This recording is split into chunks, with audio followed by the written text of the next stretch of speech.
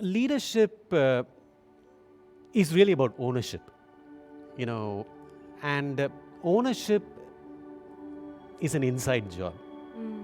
So leadership basically begins by leading yourself.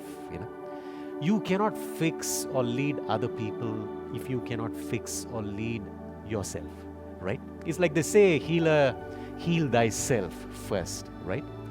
As a person, as a leader, we actually have just 4 tools at our disposal, right?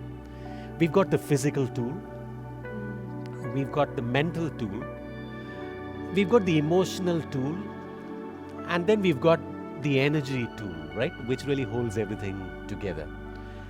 Now, if you want to be an outstanding leader, you must begin by building wellness across these 4 areas of your own life, which is your physical side, mental side, energy side, and emotional side, right? If your body is not in a state of wellness, you will simply not have the endurance or the stamina to be a leader. I always say this: if you want to be a leader, your energy levels must be multiple times more than the people that you lead, right? If you're struggling to wake up or even get out of bed, you can forget about leadership, right? The second part of it is the mental tool or weapon.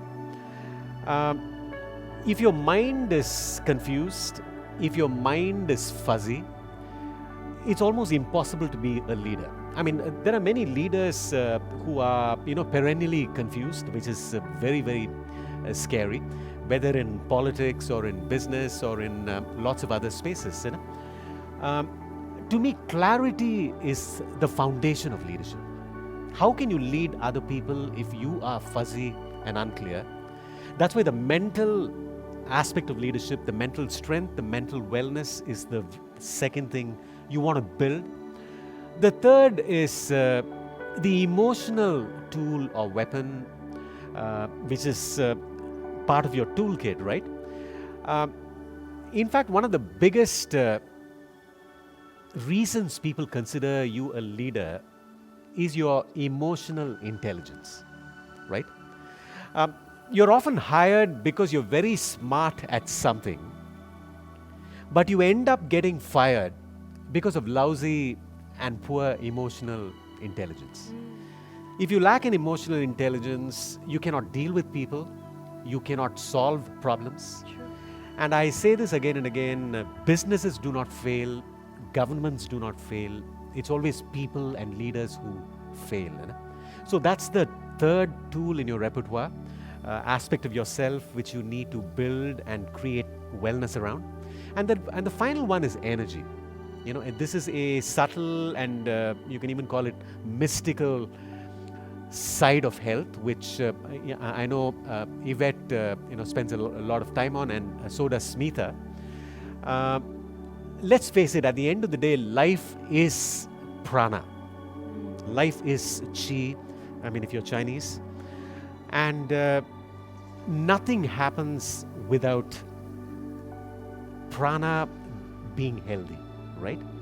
So if you want to do anything worthwhile, you must be in a peak state of energy. So these are the 4 tools any leader, any person has at his or her disposal. And when you significantly upgrade the wellness of each of these 4 areas, you become a supremely effective leader. So let's face it, you simply cannot be a leader without either health or wellness. Or to put it differently, if you want to be an effective leader, you need to dramatically raise the quality of your health and the quality of your wellness.